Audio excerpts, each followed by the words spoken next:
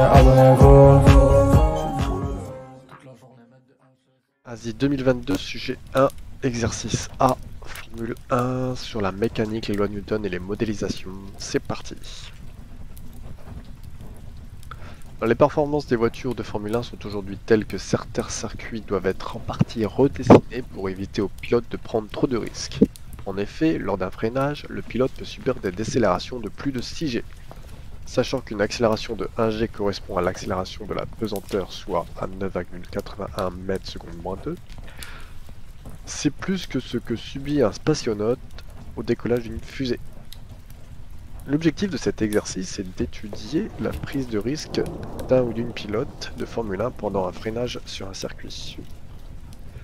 L'étude est effectuée lors de la décélération dans la ligne droite, juste avant le virage numéro 10 du circuit de Barcelone. On voit les figures ci-dessous. On étudie le mouvement de centre de masse G du système voiture plus pilote, de masse petit m dans les référentiels terrestres considérés comme étant galiléens. Utilisation d'un modèle simple. Le système voiture plus pilote se déplace à l'horizontale, en ligne droite et à grande vitesse. Il freine du point A au point B, pour la figure 2 ci-contre, avant d'entrer dans le virage numéro 10. Pour simplifier l'étude, on modélise la situation de la manière suivante. Lors du freinage de système, pilote-voiture subit son poids P. La résultante des forces exercées par la route sur les pneus que on peut décomposer en deux forces. Une force Rn verticale vers le haut, qui dans le cas de ce mouvement compense le poids P. Et une force F horizontale de valeur F, de sens opposé au déplacement et modélisant l'ensemble des frottements subis par la voiture lors de son déplacement. On fait l'hypothèse que la force F reste constante durant le freinage. Le freinage commence à la date t égale 0, lorsque le centre de masse se trouve au point A. La vitesse A alors, pour valeur VA égale 321 km/h. L'étude est réalisée dans le repère OXY, l'axe OX étant horizontal et orienté dans le sens du mouvement. Le mouvement a lieu le long de l'axe. On a la figure du schéma de la situation. Question 1. En appliquant la deuxième loi de Newton, montrez que les coordonnées du vecteur accélération du système A sont: l'accélération est égale pour coordonnées AX de t est égal moins F sur petit m et Y de t égale 0. Système étudié, donc la Formule 1 avec le pilote. Référentiel terrestre supposé galiléen. On applique la deuxième loi de Newton. Somme des forces extérieures est égale à masse fois l'accélération point G.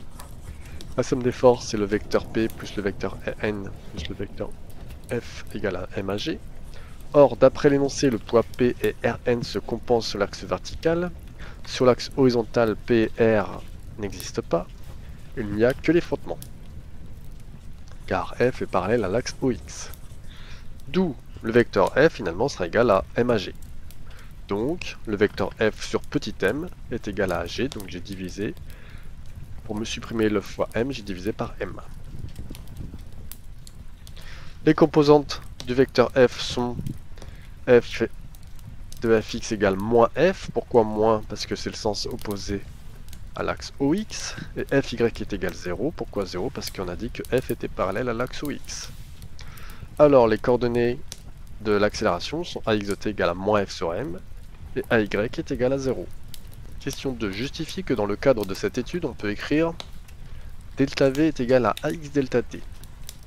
Ah oui, sachant qu'on désigne par delta V est égal à VB moins VA, la variation de la vitesse entre les points A et B, et par delta T la durée du mouvement entre A et B. On sait que A, le vecteur A est égal à d de V sur dt. Alors AX sera égal à d de Vx sur dt. Si delta T tend vers 0, on aura d de Vx sur dt qui sera égal à delta Vx sur delta T. Alors AX du coup est égal à delta Vx sur delta T. On sait que le mouvement est horizontal, alors delta Vx est égal à delta V. D'où AX sera égal à delta V sur delta T. Donc AX fois delta T sera égal à delta V. La vitesse passe de la valeur VA égale 321 km/h au point A à la valeur VB égale 84 km/h au point B, pendant la durée delta T égale 1,50 secondes. Question 3. Calculer la valeur de l'accélération en mètres secondes moins 2 À partir de ces données, la comparer avec la valeur de 6G mentionnée dans le texte introductif. On rappelle que 1G égale à 9,81 mètres seconde moins 2. Donc on sait que AX est égal à delta V sur delta T et que delta V est égal à VB moins VA. Bah alors AX sera égal à VB moins VA sur delta T. Donc ici j'ai remplacé le delta V.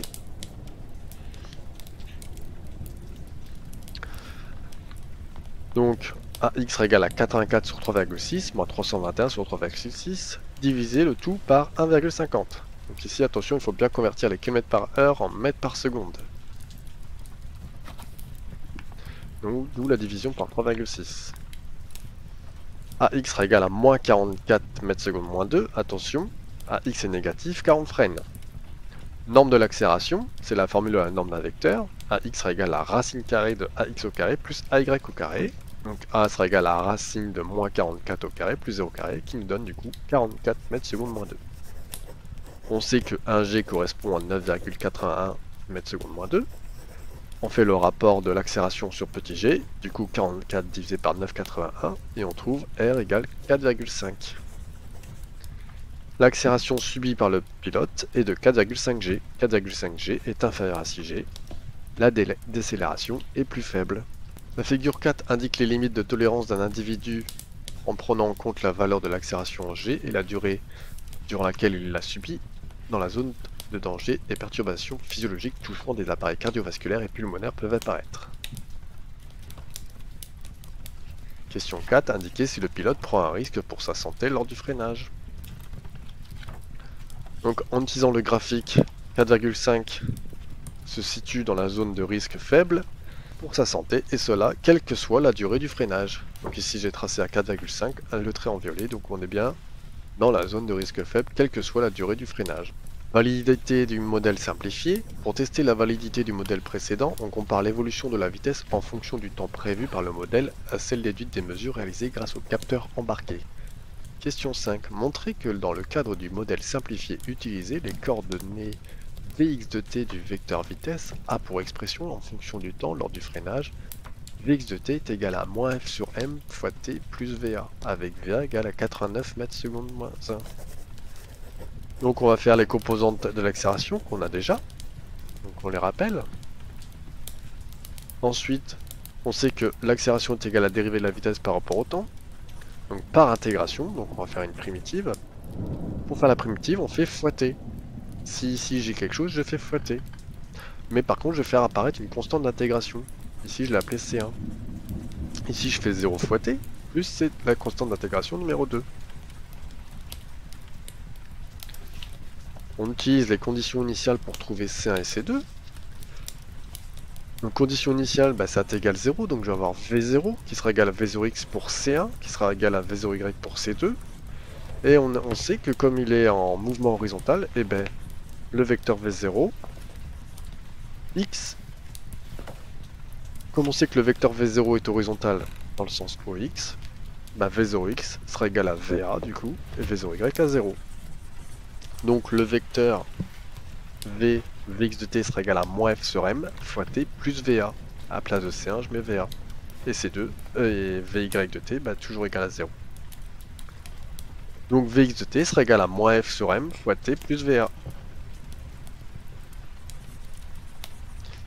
Les relevés effectués lors de l'intégralité du freinage du virage 10 permettent d'obtenir la coordonnée Vx du vecteur vitesse en temps réel et de tracer le graphique présenté sur la figure 5.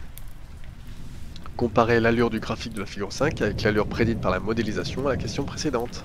Donc on sait qu'à t égale 0, on est à 89 km par heure, et à 1,5 secondes, 89 mètres secondes moins 1, et à 1,5 secondes, on est à 23 mètres par seconde, en faisant le 84 divisé par 3,6.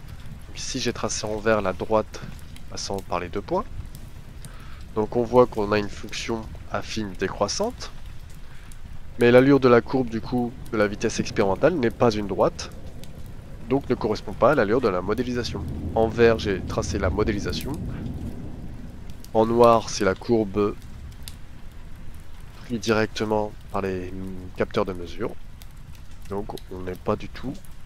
Question 7 du coup, Indiquer que l'hypothèse de la modélisation précédente doit être remise en question si on considère l'intégralité du freinage. On doit remettre en question la force de freinage qui ne doit pas être constante dans la réalité. Quand on ne freine pas forcément de manière constante. Voilà ce qui conclut ce sujet sur la Formule 1, la mécanique, les lois de Newton et les modélisations.